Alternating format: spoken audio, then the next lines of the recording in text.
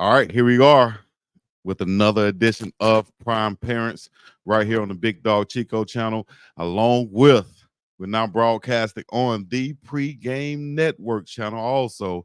So y'all make sure y'all tune in and that. Make sure y'all hit the like, subscribe, and comment. But guess what?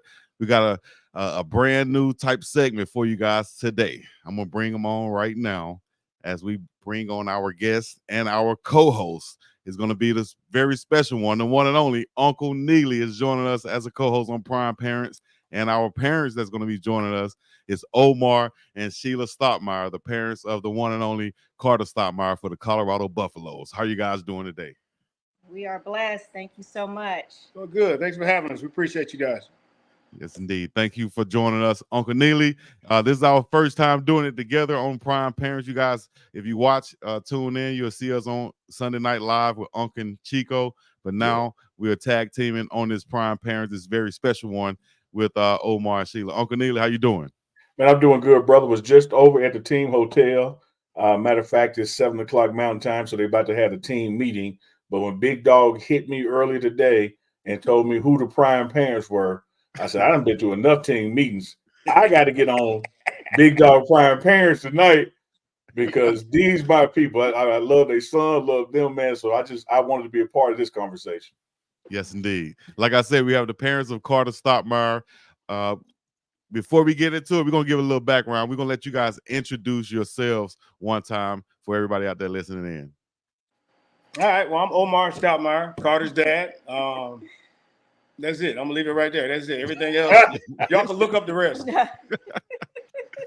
He said Google here. Yeah, Google here. I try to stay humble with the rest of that stuff. I'm Sheila Stoutmire, Carter's mama. All right. Well, we're gonna talk about. I just saw you guys at the Arizona game. We're gonna get into some current events, but we're also gonna get into you guys' background. Omar, of course, is a veteran of the NFL. Also was a teammate of Coach Prime when you came in as a rookie with the Dallas Cowboys. Played in the Super Bowl with the New York Giants. A bunch of accomplishments on the football field. Also intercepted Dan Marino one time. You know how many people can say that? Yep. So talk about. Give us a little bit. Talk about some of your background as an athlete. Yeah, mine started. Everybody sees the NFL part and everything that was televised and all that kind of stuff, but nobody sees what goes on in the background, and that's where the legacy, everything is made. It happens in the background where you put the work in and do what you need to do to try to get to that level. So my stuff started way back. Back in what's going to be 93, 94, when I really got serious about football and really training and all that kind of stuff and try to really take my game up. And, you got to get fast. So track was a big part of what I did coming up.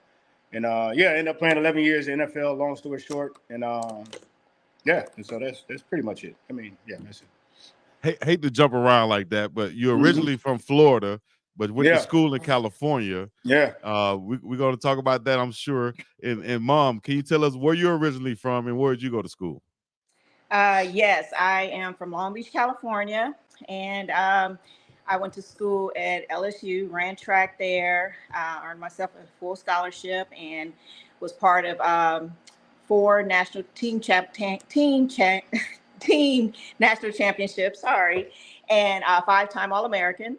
And that's just always been my passion. Just started running track when I was 7 years old and kept it going. And that's my love. And, we still keep it going with coaching and track and everything. So, yes. Uncle Neely, you hear that, Uncle Neely? Now, Chico, let me tell you what happened out there in TV land. When Daddy was talking, the folks were saying, "Oh, that's where Carter get it from." Right. And then when Mama started talking, they said, "Oh, that's where Carter get it from." So I want to hear from the parents. Where does he get it from? Yeah, well, it's a little bit of both. So she was probably more naturally talented and gifted than I was as athlete to athlete, right? So Carter gets his God-given gifts for his size. He's like 6 feet 6, high 6 feet 6'1", 210 pounds. He's a big kid that can run. So a lot of those things were gifts. Now I'm not saying he didn't work for a lot of things he got, but a lot of the God-given gifts that he got came from Sheila and her side of the family. So I had to work for all of my stuff. I was in high school. I was like a 4'6" guy, 4'7", and I worked myself down to the 4'4", 4'3", to get down to that. So I had worked for years and it didn't really hit till I got to the pro workouts, where those times really started showing up. But I had to work and train for everything I got. So I always say, so with Carter, he has a little bit of both of us. So he has the work ethic that I had, that I dedicated myself, and the commitment, the discipline, and all that kind of stuff. But the God-given gifts is what he has. So it doesn't mean he's going to go as far as I did, but he has more gifts than I did at his age. He has that perfect combination. Everybody wants that physicalness of a football player, and then the speed and the natural sprinting ability of that track star. So he has that perfect combination right now. I tell you that much. Yeah. So he ran track. He's been running track since he was probably 6, 7 years old. So I didn't know what he was going. We didn't know what he was going to end up being, but we knew if you're going to be any kind of athlete, same thing with our daughter, then you got to be moving pretty. You got to be fast and moving well. So whatever you decide to do athletically, we knew you had to be moving pretty, moving fast. So if you're going to be special. Okay. What I like to do also is I like to kind of connect the dots, because like you said, you went to school at Fresno State out in California. Mom is from Long Beach, but she went to school in LSU. How did you guys meet? How did you guys cross paths? Yeah, we both went to we went to Long Beach Poly High School. We started there. We didn't really get together as far as a couple until probably it would be 7 years after that. After we graduated. Yeah. So so that's where we really, we got to know each other. We saw each other at school. She wouldn't give me the time of day, so she was older than me. So she, not then. I wasn't gonna say that. Yeah, I had to go to the league first. You know what I'm saying? Yeah, we know how. Hey, we know how it works. We know how it I works. wasn't even gonna say anything. Go to the league first. You know what I mean? You got all this long, pretty hair and stuff. I can't just walk up, a little sophomore.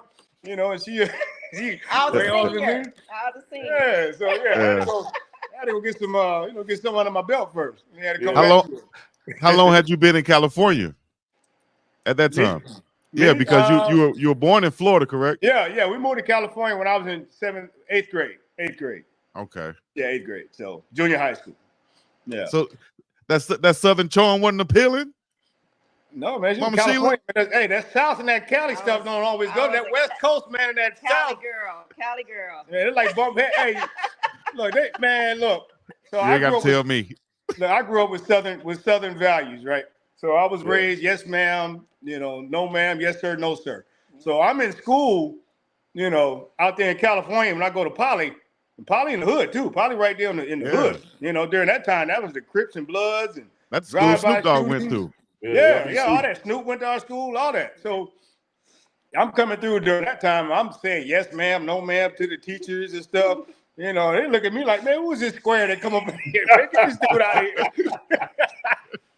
But I grew up, my parents are from the South. They're from Florida. So I grew up with that, but that didn't fit so good in Cali at that time, the West Coast. You understand, Big Dog, he in Hawaii now, but he's originally from Alabama. I'm from Mississippi, so we know about that. Yes, ma'am, no, ma'am, or you might get popped in your mouth if you don't do it. Right. Yeah. So now, Omar, you telling me she hit you with the Heisman stiff arm when you first stepped on? No, she didn't have to. I knew better not to go at it, until I got something, Hey, sometimes you ain't gotta say nothing. You just gotta read your keys. You tell yourself one day I'm gonna be on that level. I'm gonna step my game up. Yes. All good, man. All good. So LSU championships, man, that's big time. So you went down there where the real sprinters are, where the tradition is. Yes, and it was right in the thick of the dynasty. So when I got there, I think they had already won 7 consecutive national championships. So I was there for those last 3 team championships. So ran indoor and outdoor. So yeah, it was definitely a legacy. So when people hear that I went to LSU in the 90s, they already know. Right. Like Coach Henry, Coach Pat Henry, and man, y'all were killing it. I mean, it was every year. So the great thing is we had such a great sisterhood, and I'm still really good friends with my teammates and my coaches. Nice. Well, Ms. Sheila, let me touch on that a second because I know coming from LBC, Southern Cal, and then going to Louisiana with that humidity in the swamps. Oh Again, man, that's no shade, and I'm from Mississippi. That can yeah. be a culture shock. And your son coming from Dallas to Boulder can be a similar, but redirected culture shock. Were you able to call on your collegiate experience and help him kind of adjust going to a different geography? Yes, pretty much. Because like I said, he's born and raised in Dallas, in the Dallas area, and then going to Colorado. I think the biggest thing was definitely the culture, and what he talks about is the food. That's Yes. like the main thing he says. If anybody Yeah. says, "How do you like Colorado?" He'll say something about the food. They don't season their food as good, because he likes to eat. So he compares his stuff to food. But other than that, Carter is so easy, laid back. His main thing was laser focus on that football and getting better. So yeah. Yes. And I got one more for both of y'all. Um, y'all know what I think of your son. You're just proud of his work ethic, his intensity. Matter of fact, Chico, let me tell you this. I tell the parents this. Before I knew I was coming on this show, I had to turn in my quote unquote picks for the pregame show. And so we have an offense, defense, and sleeper. Like who you think is going to be the defense impact, offense impact, and who's the sleeper guy that they're going to see that they're not going to see coming. And today Carter was my sleeper pick. I'm picking him to have a very big game tomorrow because I've seen the defensive schemes that Coach Livingston has him out there on, from dime package on down. So just Providence, coincidence, universe that I'm on the show with y'all, and I picked him, a few hours ago. What I want to ask y'all about is parents. Carter had to come back from an injury, had to rehab, surgery, and all that, and it was amazing to see him battle through that and never give up. As parents having a son away from home, playing football, go through an injury, how did y'all navigate that space with him? Yeah. I mean, us being so much with our kids, my daughter too, she runs track right now. She's down at Xavier. But with us being former athletes, the things that we went through, they're able to, we've never pressed them to be athletes. We never pressed them hard to be athletes. We never demanded this or demanded you got to go win or you got to do that. We just demanded you just do your best, whatever that was. So, but when you go through injuries and things like that, a lot of times, like my biggest point to him is you find out a lot about yourself in rehab. So the surgery's the easy part. You sleep, you ain't gonna feel nothing. You're gonna wake up, and then that's when the work got to start. So you find out a lot about yourself during rehab because there's times in rehab where you don't see the progress that you want to see because things are just maybe stagnant for several weeks, and then now you get another breakthrough. But you got to talk to kids and give them that kind of stuff, sort of what to expect, And also, a lot of people get injured, they get alienated from the team, and that was another big. Dude, when you injured, you got to stay involved in those meetings. You got to stay highly engaged with your teammates.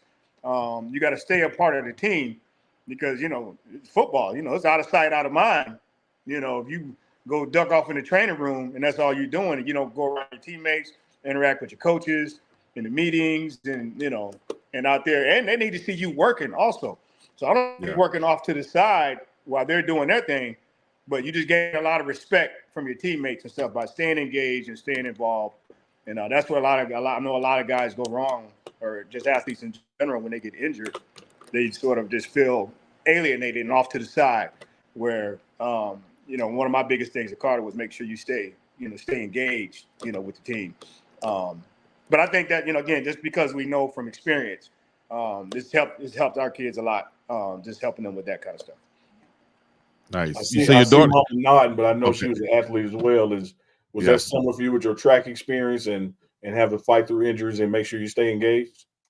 Yeah. So I was blessed to not encounter any major injuries during my whole track career until like my last year when I tore my quad. But my eligibility was done. I wasn't trying to go pro or anything. So that was just my calling. God was telling me, that's it. Go to your next calling. But for me, so I was there when Omar tore his ACL, when he had ACL surgery, and Carter was a newborn. and he was there with me at the hospital. But I still remember he was mad, like, shoot, when he woke up and realized his leg was up in that thing and he was done for the season and, you know, got to go through rehab. And I just remember, like, man, you know, that's got to be tough, you know, right in the middle of your career, and just being there supportive for him. So I had to be the same way for Carter. I'm not going to get emotional. So I was there for Carter's surgery, and I remember we were in the hotel room and he was mad, like, shoot, it reminded me of Omar. Like, he was limited. He didn't like being limited, have those restraints. And I have to have my arm in this thing for like, you know, 2 months. But he has a really good support system. His family, his granny, his uncles, his aunties, his cousins. He has mentors, big brothers that instill in him. So not only were they with him during rough patches last season, because that's who he heard from. That's what mattered the most to him. They were also there for him after he had the surgery, which he played with that surgery the whole second half of the season. Absolutely. You know, so due to the injury, yes. So that right there was encouraging for him to have that support system, but us as mom and dad had to be the main one, like, you know, you got this, you know. I mean, it was just really just being there for him. But I just remember how mad he was in that hotel room, and when we flew back to Dallas, it was like just mad. That's how he was. But that's you know what that is though. That's when you get used to working at a certain level and training, it becomes a lifestyle, and that becomes who you are. Like Coach Prime said, you're a dog. You know, you just sort of that just comes with that.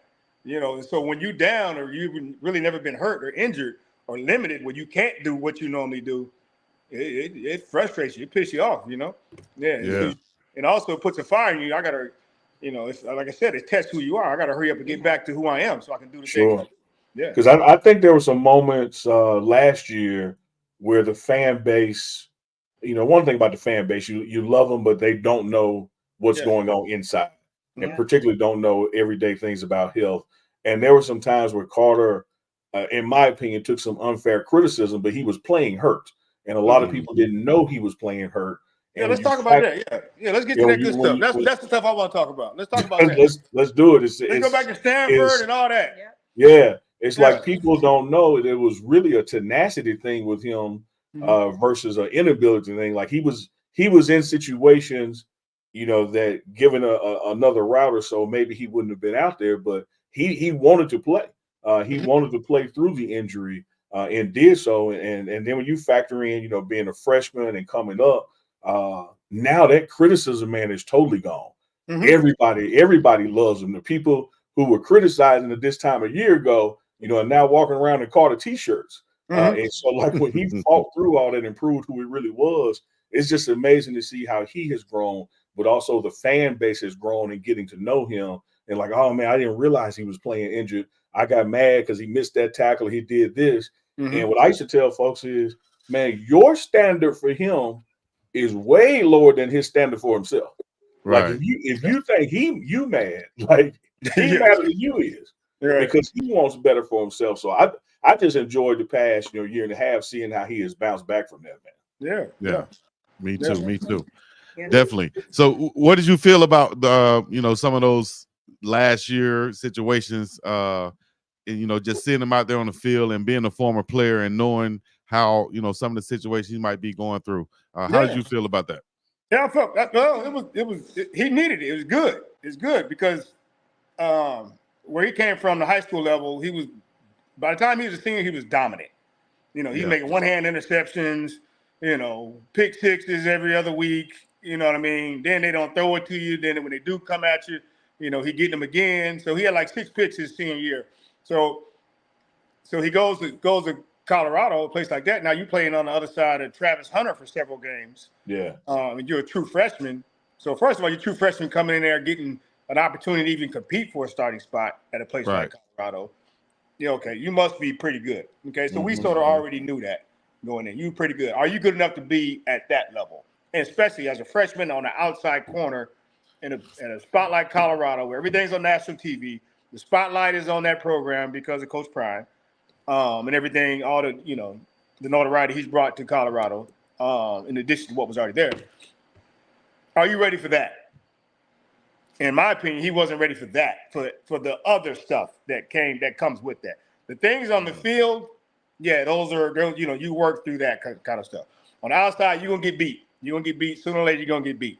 Yeah. So like let's go back to the Stanford game where everything blew up on him because number one, you can't go at a coach. So he dead wrong for going at Coach Prime. So him and Coach Prime had a blow up on the sideline that obviously went viral. Okay, you dead wrong for that. And us as parents, we definitely don't condone that. We don't support that. So when I'm seeing that, I saw from the stands. We were at the game. So the things that we saw on TV after the game, we didn't see that during the game. Okay, so during the game, after the game, I'm waiting to see Carter, what was going on down there on the sideline. So he tells me, yeah, Coach Prime got me playing outside leverage or head up to outside leverage during training camp and leading up to those games and stuff. Well, the reason why he had him playing that because Carter wasn't making plays on the ball. He wasn't finding the ball in practice. So he's going against Xavier Weaver and Shador's throwing the ball. So now coming out of high school, you're finding out what your weaknesses are. Yeah. Coach Prime is trying to make the adjustment. Okay, you need to do this. Yeah, you're a good player. You can this and that. But I'm going to play you head up to outside instead of inside, man-to-man coverage. So you can make these plays on these balls. You can see the ball coming in and make plays on the ball. And you can use your safety, which is smart. Okay, so Stanford comes, now they're running slants for that particular game. Okay, you can't take away a slant from playing outside in. You know what I mean? But also Prime is like, okay, have some common sense in the game. They running slants now. They were running slants. Get your butt inside. you know, but but here's a freshman. I got to do exactly what the coach tell me to do. Right. You know what I mean? So he don't make the adjustment until he gets to the sideline. Where a veteran, a more experienced player makes the adjustment. Okay, as soon as I see the first slant, oh no, okay, outside don't work. I'm gonna get my butt inside until I get back to the sideline, and I'm gonna tell these coaches, and we're gonna talk about it then. Yeah. So I'm inside now because this is what they're doing. They weren't doing this on film. And so you have me outside, it doesn't work so good for that. So that's that's where him and Coach Prime got into it because he wanted Coach Prime, you got me playing outside and they running slants and stuff. And Coach Prime said, oh, don't put the slants on me. You gotta drop it, you gotta play it, which he does. Yeah. But it's hard to play it from outside in. Okay, let's go back to the week before. Okay, now he get beat for a touchdown the week before on a fade ball at Arizona State. Okay, if he was outside in on that one, your butt would have made the play like Coach Prime told you to do. Absolutely. You know, so just like Coach Prime said, okay, what about the week before? Which Coach Prime is right. So, and again, the pressure of the moment and the situation and all that kind of stuff. Again, he just had to, you never going to be right going at a coach, especially Coach Prime. Coach Prime was like a god up there last year, Coach Prime a god in Colorado. So you definitely ain't going to win that. So, we got on the butt on that. But those are some of the growing pains, that he had to go through. But I was happy. You're never happy to see your son go through it, but it's good for him in the long run because, first of all, you get to see how people are. That's the first thing. Because I was telling him, don't ever believe what the fans and what people write about you. You got to believe, you got to be secure in who you are as a person. You got to believe in yourself at all times. That's the first thing. Only people that matter are people inside that building, your family, and the people that support you. The people that came up with you, that's who you got to rock with. I mean, it's just how it is. Your teammates, your coaches, your family, and everybody that you know. Because the fans gonna go, if you have a bad game, the fans they're gonna get on the internet, they're gonna type against you. You go out and have 3 picks one game, the same fans gonna go, oh, he's the greatest thing since life is. So that's how it is. That's athletics. So that's how it goes. I know, Neely, you want to piggyback off of that real quick, but I would say, do you think that being a former player and also we're getting into your relationship with Coach Prime, do you feel like that helped you to understand a situation like that, knowing that, it's not really, you never want to see it, but you also understand it's in the heat of the moment, it's in the heat of the game, and let me see what actually happened here. Oh, here's what happened. And you break that down to him, and now he can learn from it. Like you said, being a freshman, now he can learn from it, growing into a veteran football player. That'll make him better in the long run. Yeah. Well, so we look at it, we see everything. First of all, as a freshman, I'm not going to say no names, a lot of times you don't get the same leash from the fans as another freshman coming in, depending on how many stars you have. Sure. Oh, yeah, If I had a lot of stars coming in, you're going to get much more of a leash. Sure.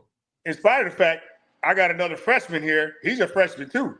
They're all of them freshmen. Yeah. But all of them can't make the same mistakes.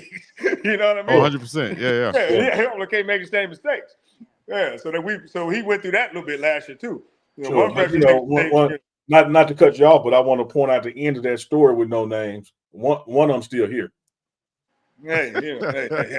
I told y'all Neely was here. I just want to say now.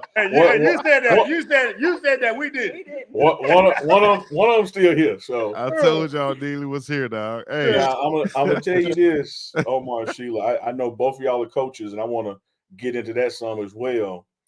Yeah. I'm totally with you. There's no reason for a player and a coach to have something like that during the game. I get that. Right. Find my name to it. Having said that, I would rather coach you from doing that than try to coach intensity into you. Yeah. And so when I saw it happen and saw the passion, I can direct passion. It's kind of like a guy getting a personal foul in the game, for a late hit or something. As bad as that is, I'd rather teach a guy, hey, you can't do that, than try to motivate a guy to make him want to hit somebody. Right. And so it's like you can kind of compartmentalize some things and see how you can grow from it. And I think in that moment, no matter how it may have looked on two cameras, the discussion was not as bad as the cameras. Right. Yeah. Like it wasn't a negative thing if you were really there in the moment. It was two people passionate about their opinions and both wanting to win. Right. And that's one thing about all it was. Coach Prime. Coach Prime he's not going to jump to no judgment. He's not going, when Coach Prime makes a decision, it's based off of a series of things that has happened. Mm-hmm. So, you know what I mean? So Coach Prime don't make snap decisions on like nothing, It's based off, when he make a decision, it's going to be based off, I know him like a book. It's going to be based off things that has happened and you've earned whatever decision that came about. Yeah. He's going to give you more than enough chances to do right. Oh, yeah. Yeah. Prime don't give you much, but he's gonna give you a lot of opportunity. Yeah, especially these kids. He's out here, he in it for these kids. Yeah, absolutely. Yeah. Let's step back a little bit. We're gonna talk about your guys' foundation and things of that nature, also how you help the kids with track and stuff like that. But step back to when your two kids were very young. What are some things you guys did to help kind of encourage that just development of their athletic abilities? So we put them in everything when they were young. Like Omar said, we didn't know what their thing was going to be. So they played soccer, they did karate, they did basketball.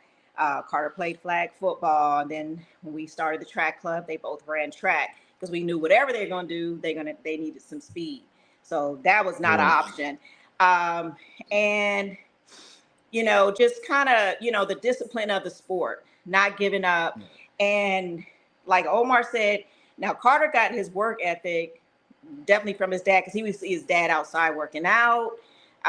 We had land, a lot of land, and he would be out there just doing workouts. And I teach boot camp, so he see us out there flipping tires, things like that. We had a weight room, all that stuff. And when Carter was really young, he would put his own cones out there in the backfield and just start doing drills, that Omar probably showed him once, but I think that's what it was. Cause our athletic backgrounds. Like I grew up in a sports family. Sports was not an option. My dad pushed me really hard, me and my siblings.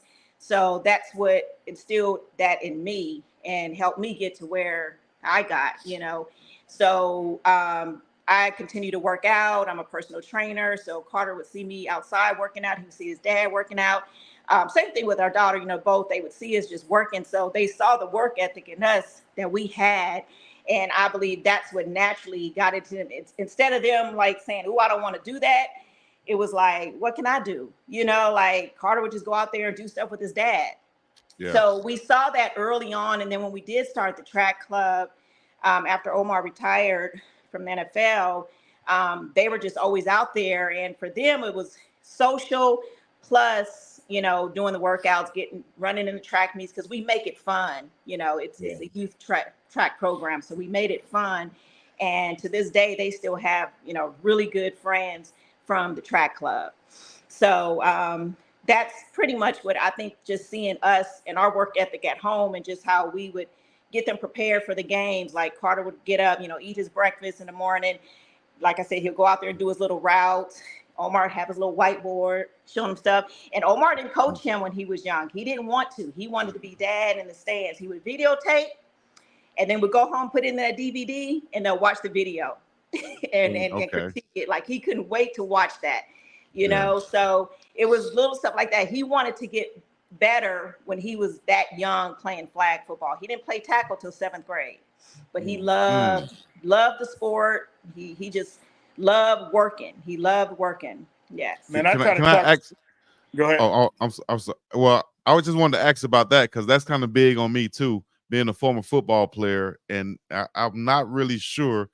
Am I going to allow my son to play tackle football until maybe later on, like you just said, 7th grade? Was that a conscious decision that you made, and can you tell me why? Yeah, I seen him grow up. So growing up around the house, I got a buddy. Actually, Coach Prime, we got a buddy. His name is Alfonso Williams. So he got a saying he always says. He says, every man knows what kind of dog he got in his doghouse, right? Yeah. So as your kid is growing up, if you got as far as a boy, he got some toughness to him, sort of, or not.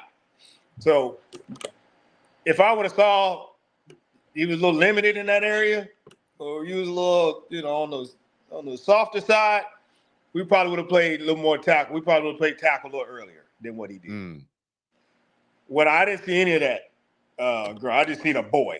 I seen a pure boy, rough and tumble, break stuff, Bam, bam. Yeah, just being a little bam, back in the day. Yeah, exactly. Yeah. So Some of the folks out there might be too young for Bam Bam to Flintstones reference. I got it. I know what y'all talking about. Yes. Bam Bam. He was a bam, bam. Yeah, exactly. So we felt like, okay, how long could we wait before we put him in? Now I did know, it was gonna take a couple years for him to get his tackling and just the physicality of hitting people. It'll take a year or two for that. But as far as the toughness and the desire of just being, that wasn't an issue. So I was like, no, there's definitely no way we're gonna put him in tackle, so early. And here in Texas, that's all the kids play. You probably got 90% of the kids play tackle football. So he was sort of, that was sort of different for him not to play, especially all his buddies were playing tackle. He played flag. We played flag. So he learned the game, but without getting the beating on your body that tackle football obviously takes. So I actually tried to, I tried to talk my kids out of being athletes, to be honest. This is when they were probably in middle school. Well, because I wanted to make sure they understood the part that no one talks about. Yeah. How often you got to get in the cold tub.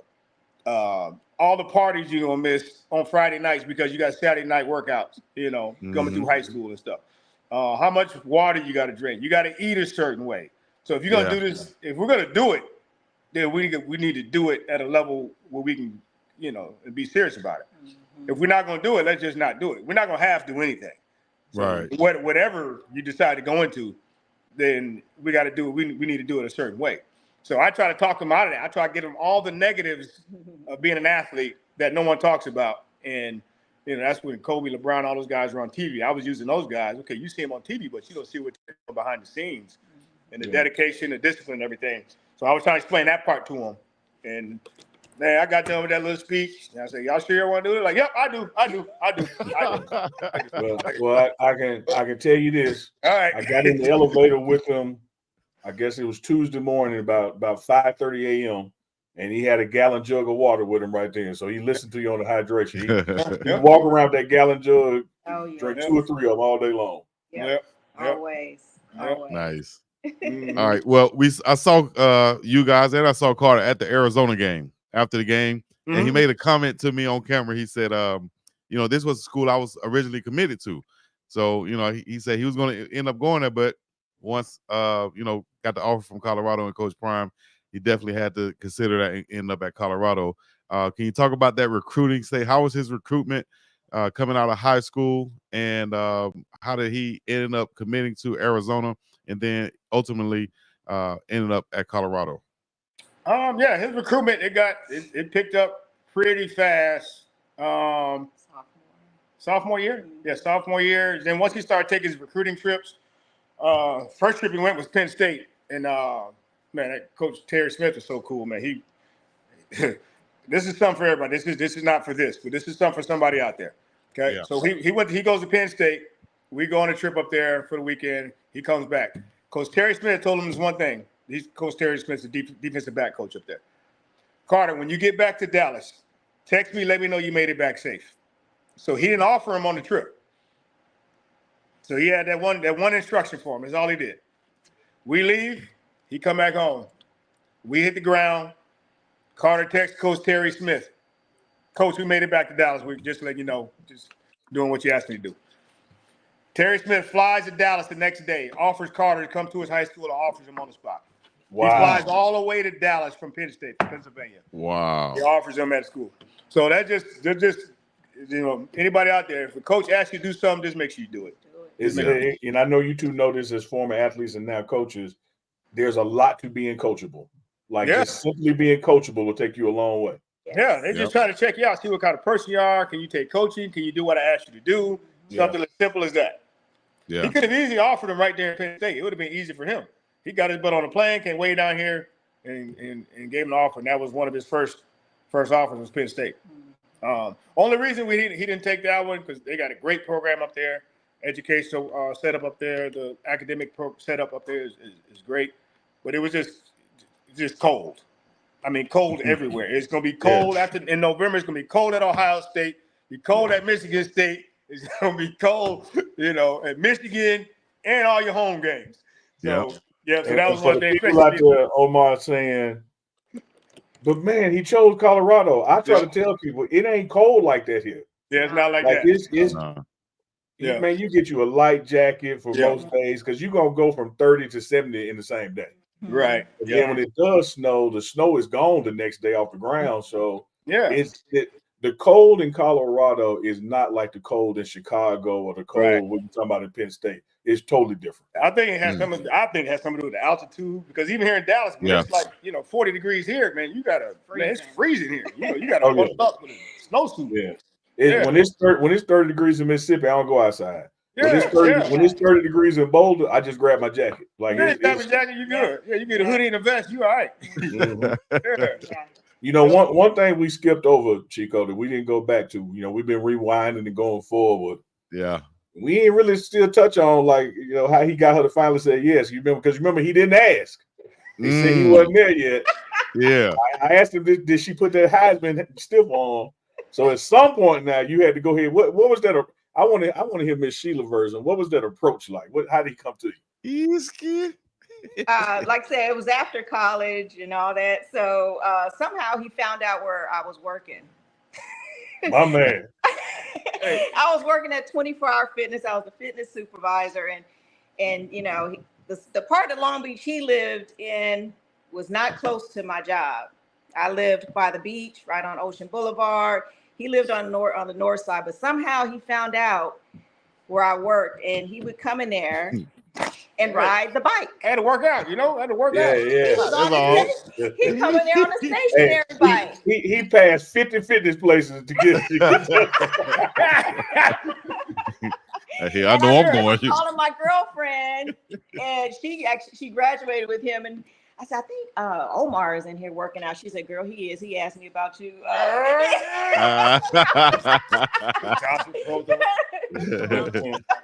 She just spilled the beans.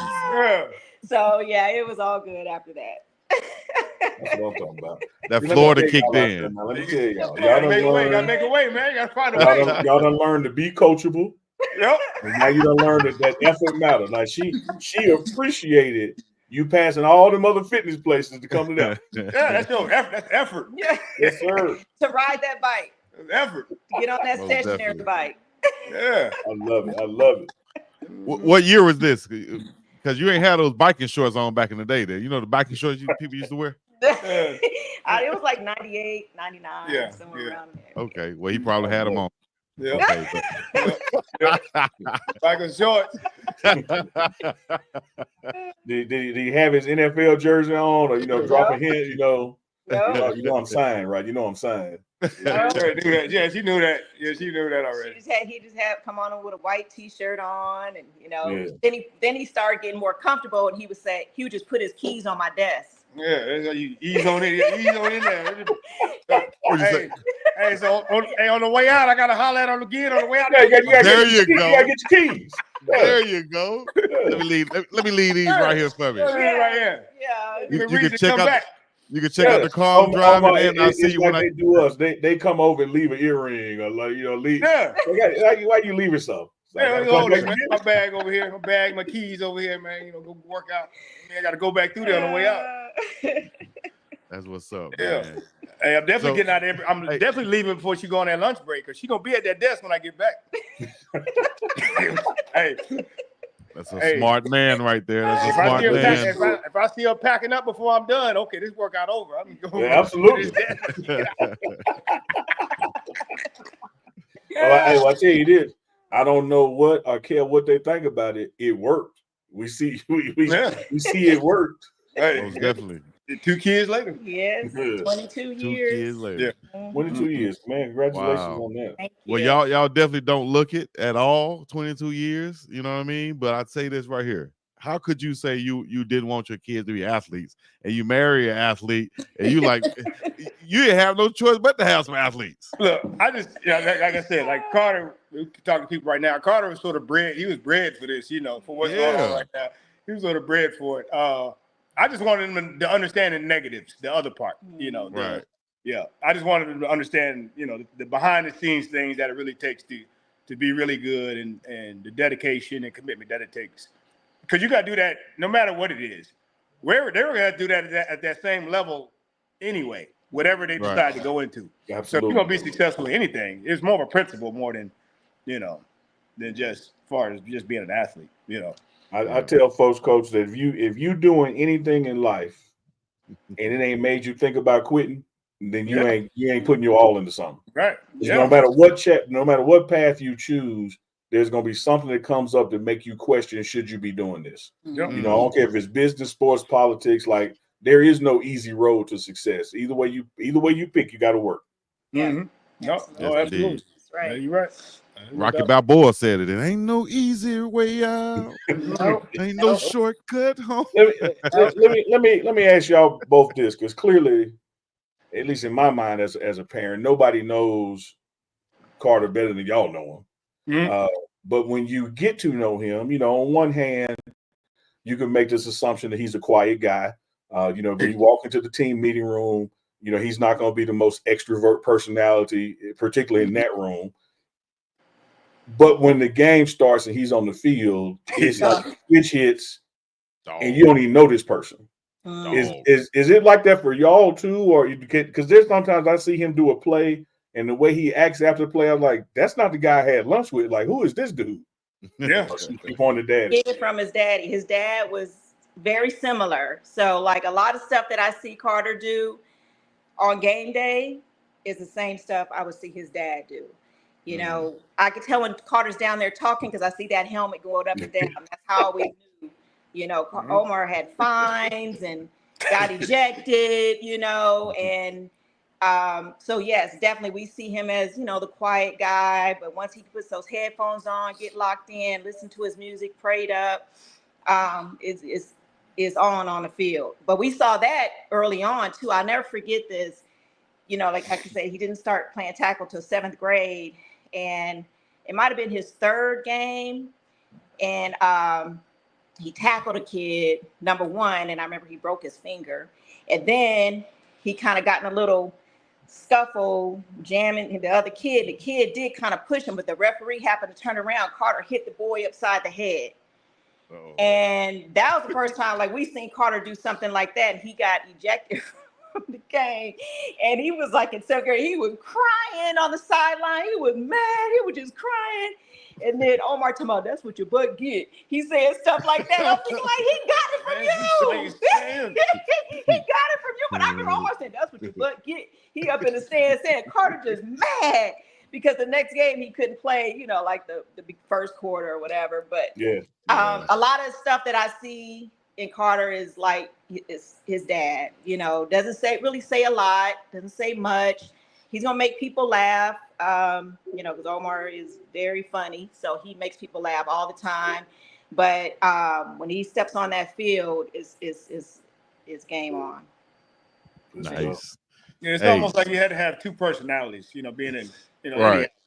You got to have personality between the lines, who you're going to be, and then outside of. You can't be that same person outside the lines as who's inside the lines. That don't fit. That don't fit in society. You know, yeah, you be in jail. Yeah. Exactly. You be in Yeah. jail. That people don't realize football is a real contact violent sport. Oh And yeah. when you're done, and you know, it's really a, you know, therapy and a way to let loose all your anger and emotions out there on the football field. And the ones that don't know where that line is are the ones that get in trouble outside the lines. Exactly. The ones that's going to jail, the ones that got domestic violence stuff, the ones that's doing stuff that they don't need to be doing are outside the lines, you know? Right.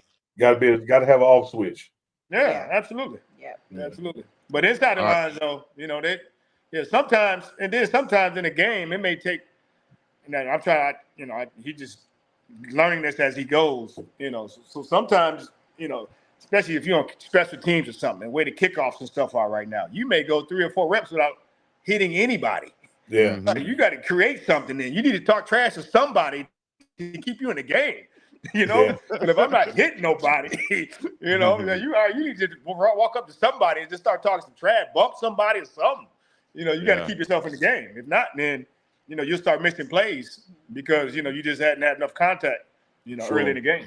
Yeah. And speaking of special teams, man, shout out again to Carter on being coachable. The way he has embraced, you know, playing on special teams. There's a lot of folks out there, Omar, who don't understand the more things you can do, the better your chances of going to the league. And they can think that, well, I'm so good at this, you know, special teams is beneath me. And again, being coachable, you have to embrace that there's a role for you on defense or offense and special teams, and you're only increasing your odds of marketability and success by doing that. But there's just a lot of players who won't embrace it, but your son certainly has. Yeah. Okay, I'll say so. Most kids, and I'll say, okay, so most kids coming out of high school are, you know, that end up getting scholarships, going to programs like Colorado or any other program. Okay, they're, you know, pretty doggone good at the high school level, so they may not have played special teams very much at their high school by the time they left. In order to get there to the point where you can show your skills, though, and to get to the point where you can earn a scholarship, you probably played special teams to start off, you know, as a sophomore or a freshman in high school, you know? So it's going to be the same thing when you get to college or get to the next level if you're not fortunate enough to go pro. Okay, if you're not starting on offense or defense, okay, how are you going to bring value to the team? Yeah. They feed you. They take you on these trips. You in these nice hotels. We flying all over the country every other week. Okay, you got to do something. You know? You got to do something. How you bring value to the team? Yeah. If special teams is beneath you. You know, so you not play that with effort. And all it takes is somebody go to the house and, you know, a punt return to the house or kickoff return or a block punt. That changed the whole momentum of the game because you're not taking special teams serious. Now the whole game will change, you know? So we used to have Coach Joe Avazano, God bless his soul. He had a slogan he used to tell us. It doesn't catch up to you until it catches up to you. Right. So the things that you were doing wrong, as far as an effort standpoint or technique and things like that, say on special teams, it doesn't get you until you get Ed Reed or somebody like that coming off the corner block a punt on you. So that technique that you're trying to get you to master and to make second nature, if you don't get it and you keep doing the wrong stuff, okay, it's going to get you. Sooner or later, it's going to get you. Yep. Yeah. Chico, I speaking of gonna get you, Chico, I got to know this. Daddy played NFL, all-world athlete. Mama down there at LSU winning national championships and track, all-world athlete. At some point, they had to race. I just want to know who won. I beat her running backwards.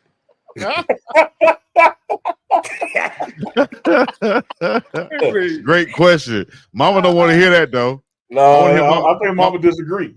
Well, what'd you say? No, we never raced. We actually never raced. We never raced. Nope. All right, so since y'all have never raced, when is the last time one of y'all beat Carter then? I never raced. Man, hey, look, I stopped trying to race Carter.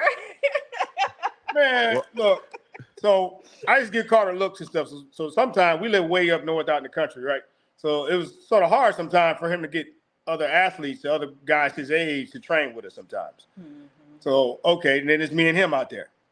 So this is probably by the time he's a junior, senior, even like now when he come back home. So I got to be one to run a route or give him a look off the line or something like that. You know what I mean? Just me and him. He's trying to work on his press stuff and all that. I'm like, man, put your hands behind your back. He hit me one time. You know, I said, I think every day I got a point. You know, when they know when their son get to a point where, you know, whether they block your shot, you out there shooting hoops, they block your shot, or you know they bump you a little bit. That's me. Okay, you know, okay, all right, like, damn, stop playing around with this way. You know, right? That joke hit me one time. He put hands on me. I ran a route. He jacked me in my chest. I was sort of raised up. Put my hand up. Get off me, boy. Okay, all right. Well, we're gonna settle the score right here then. Uncle Neely tried, but we're gonna settle the score right here because I hit up Carter. I said, Carter, give me a question and ask them. That's gonna stump him. I said, what's the question? He said, all right, ask them, out of the four of you guys, who's the best athlete? And you have to answer. The best athlete. Woo. Carter's probably the best athlete. Carter. He's probably the best overall athlete. Yeah, Carter. You give it to Carter? Yep, Carter probably did it. Yeah, Carter. You see that, Carter? You won that. Hannah's pretty good. Hannah, my daughter, she ran distance. She ran middle distance and sprints. She's sort of right there. Carter, because of how big he is and how well he moves. Yeah, it's fast. Yeah. Like you said, he was bred for it anyway. So there you go. Yeah. So hey, also the credit go back to us anyway. So you know. Yeah. Oh, absolutely. He wouldn't be here without y'all. He wouldn't have the ability. I mean, I'm not taking nothing away from his work ethic. You know, nothing at all. But he had to get here. Yeah.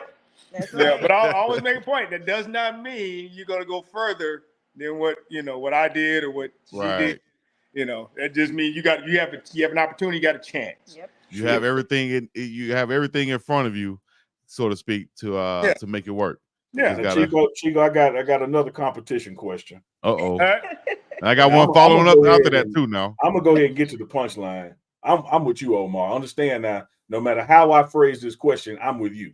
All right. Because I done been to Country Prime and I done been on Lake Prime. Oh, how you gonna I know how he like to show his fish, but he don't want to show you.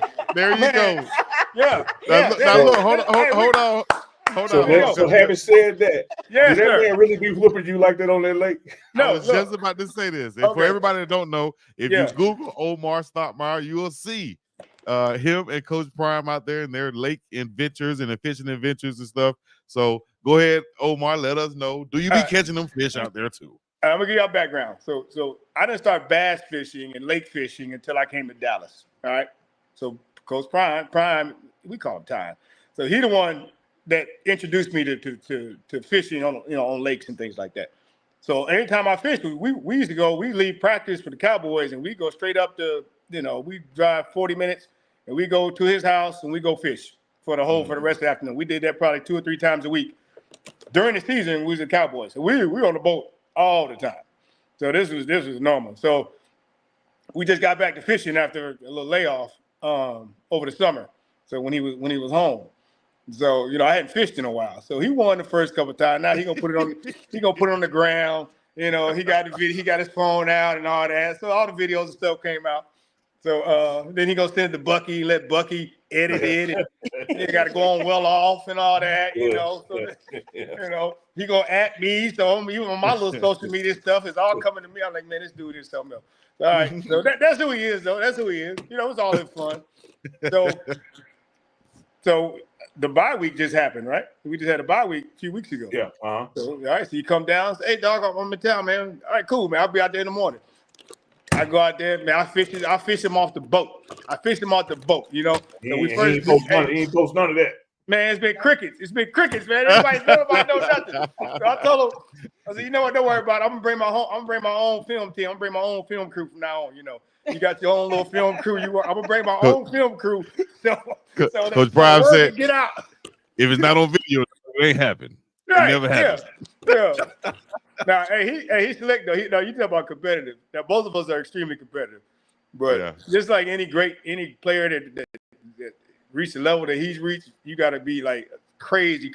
So he always wanted, as long as he's winning, when we get to say, he call it halftime. We get to winning when he get to halftime, he ready to stop. He good.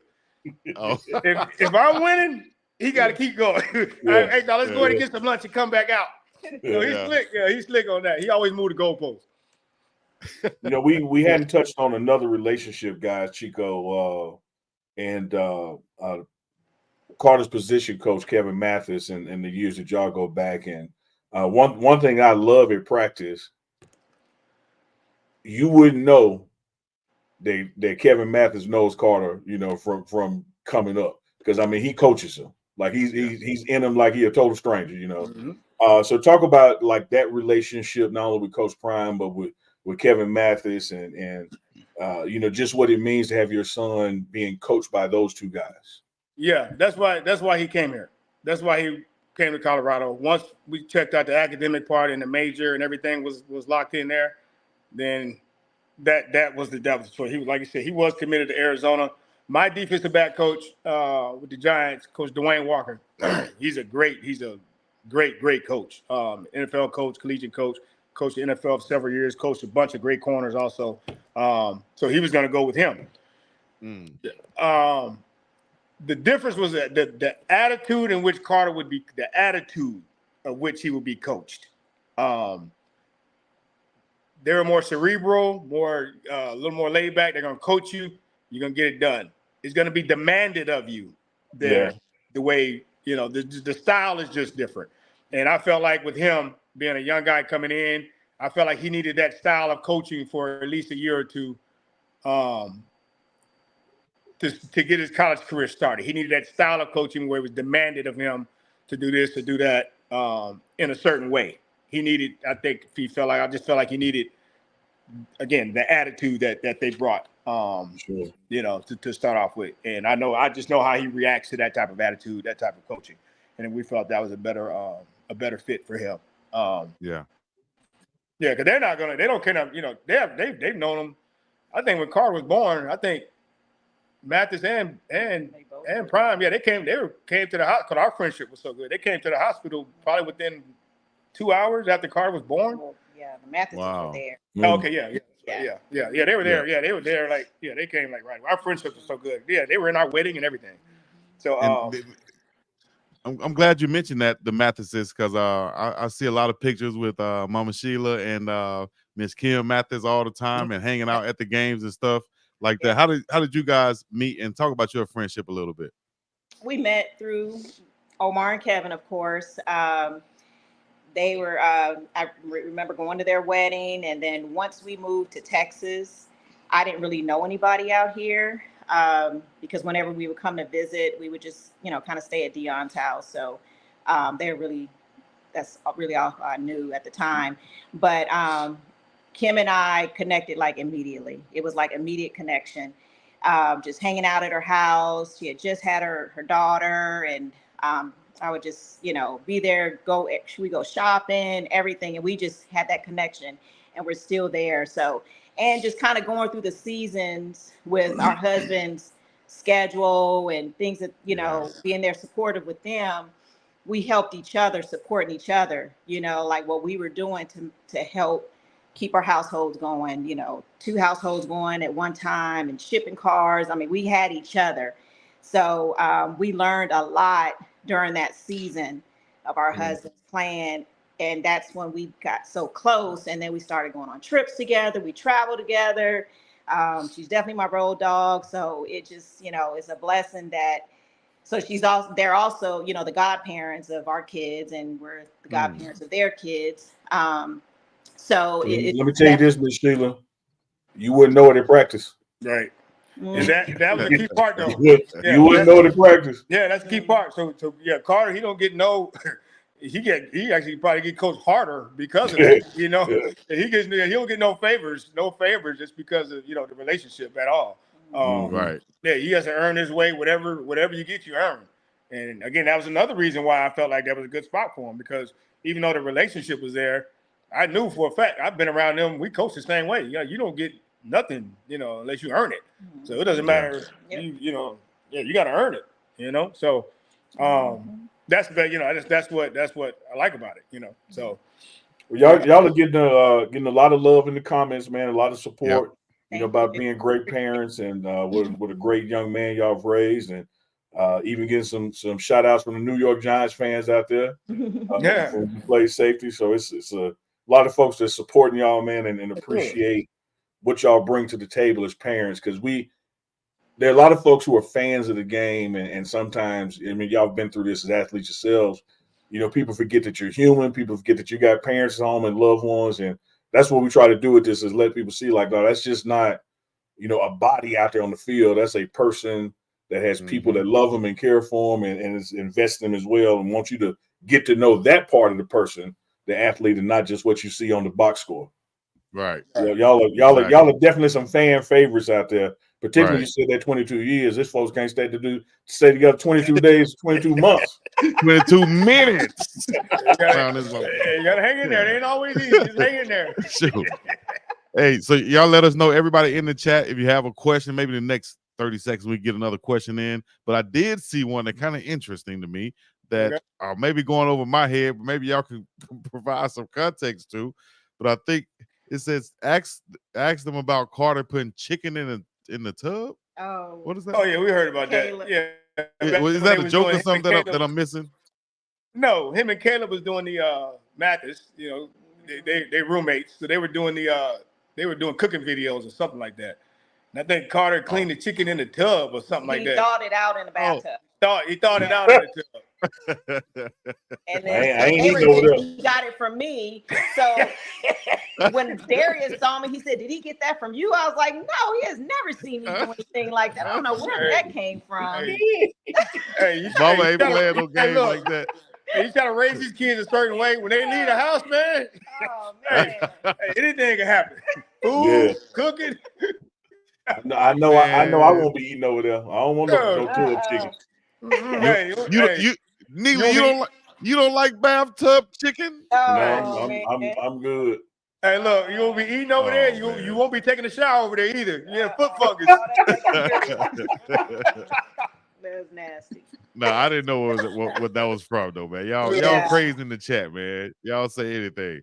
But shout out to We DJs Break Record, said, love it, Uncle Chico. Great interview. Prime Parent School Bus beat Cincinnati Bowl eligible Sunday. Hey, we're very close to being bowl eligible. What do you think about the team clinching this next victory versus Cincinnati? And then we'll get into real quick your favorite moments from this season. Yeah, I think we're good. I think we got a good thing going right now. The offense is rolling. I'd like to see the run game be more consistent, as everybody would. Defense is playing pretty consistent. Real, tough-nosed defense.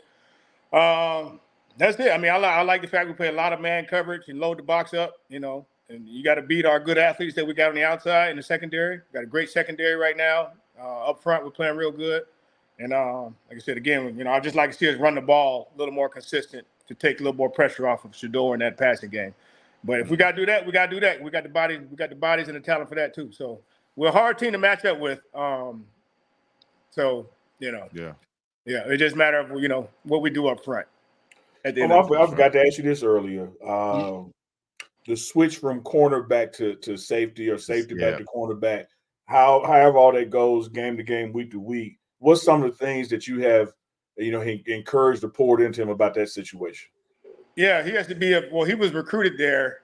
He played outside corner, obviously. But it was everything everything he's doing right now is what was told to him. That we envision you as a 6 position guy, meaning you can play corner, outside, both corner spots. You can play nickel, you can play dime, and both safety spots. Yeah, yep. And that's how they're moving him around. So he plays everything. He was outside corner in the game last week. Yep. He was, and that's what I told y'all when we started the show. I picked him as the sleeper for this week because schematically, I think people are gonna see him moving all over the place tomorrow.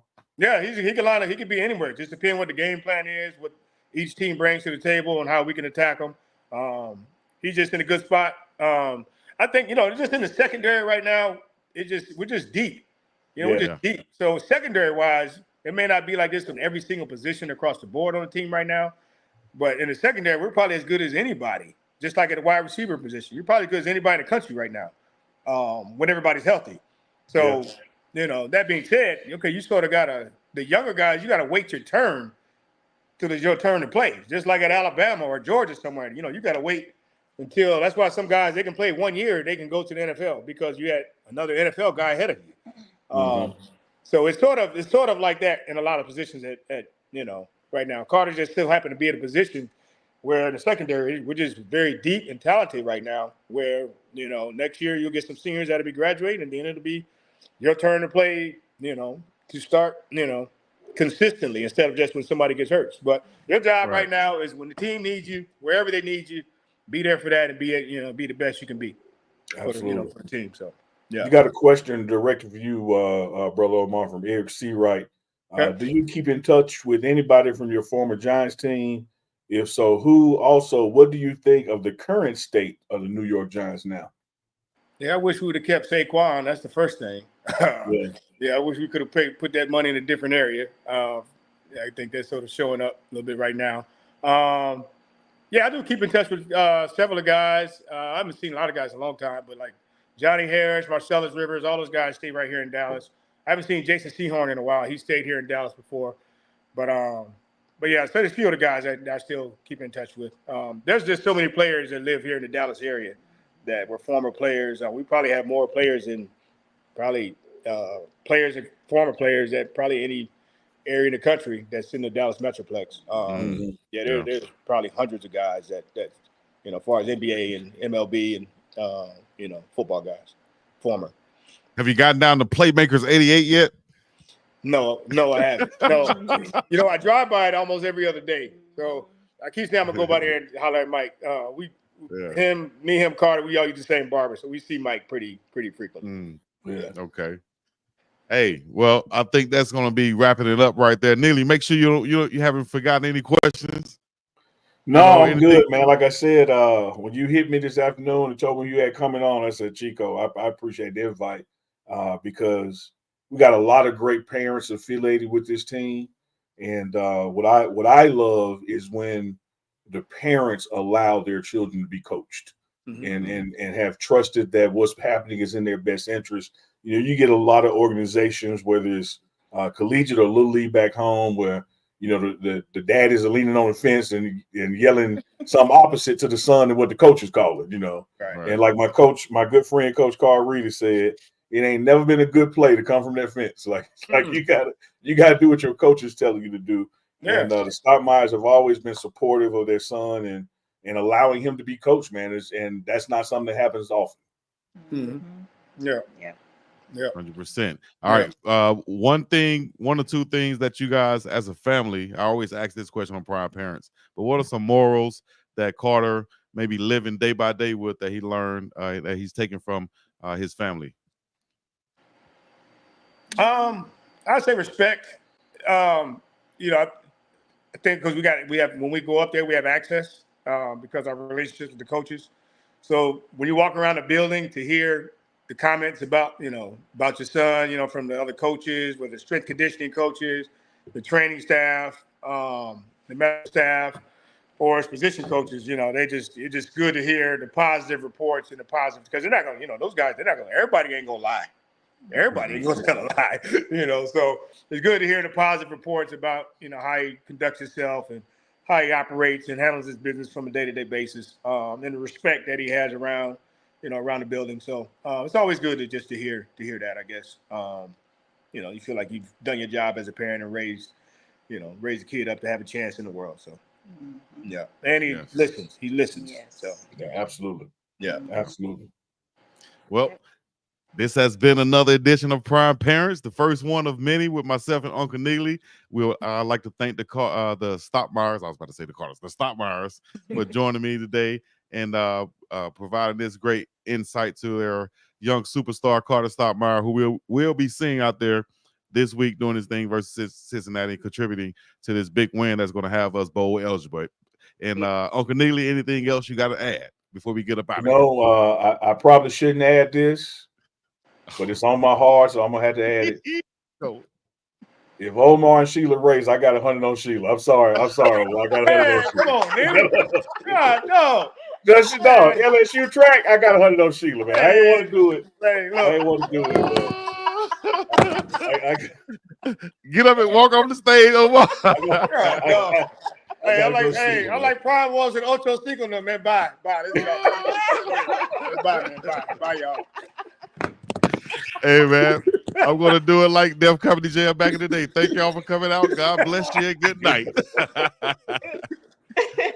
Thank y'all for watching. Y'all know what to do. Hit the like, subscribe, comment, all the other good stuff, man. Prime Parents, the first time on the Pregame Show Network. You can find all the playlists of the past Prime Parents on Big Dog Chico channel right here, man. Y'all stay tuned for more. Y'all know what to do. Hit the like, subscribe, comment, all the other good stuff. Until next time. Which is Sunday. Until Sunday. Sunday Night Live. Which is Sunday, yeah. Make sure we plug that. Sunday Night Live with myself and Uncle Neely on both channels. Y'all make sure y'all subscribe right now and leave your comments and questions and everything else, and we'll get back to you. Until next time, I guess we're gonna be up and about this thing. Peace in the Middle East. Everybody out there. Yeah. If I could put my screensaver back up there, we'd be good to go. All right, now thank y'all.